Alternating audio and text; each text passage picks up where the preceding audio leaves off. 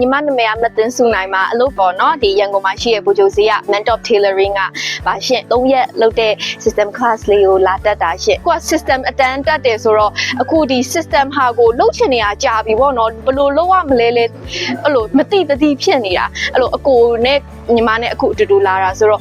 မတိတတိဖြစ်တော့ဆီယာမလုပ်လိုက်တော့လုံးဝ clarify ဖြစ်သွားတာပေါ့နော်ကိုဘာလုပ်ရမလဲဘယ်လိုဘယ်နေ့ကိုဘာစလုပ်ရမလဲဆိုတာလေးကိုကတိတိကျကျသိသွားတယ်ပြီးတော့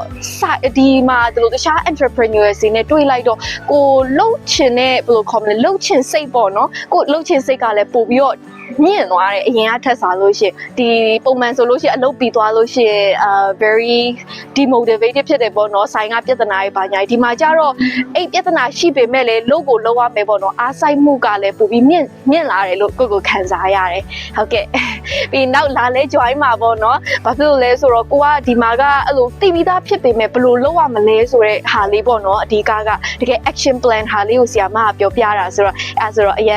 န်ကျေးဇူးတင်တယ်တခြားအလုပ်ကိုင်ဆို small businesses တွေပေါ့နော်အဓိကဒီ system ကြချင်တယ်ပြီးလို့ရှိရင်ကိုယ့်ရဲ့ business ကိုကိုယ်တိုင်မပါဘဲနဲ့flow ကို smoothly ပေါ့နော်ပိုလဲ grow ဖြစ်ချင်တယ်အဲ့လိုမျိုးလူတွေကိုလာဖို့တော့ဖိတ်ခေါ်ပါတယ်ရှင်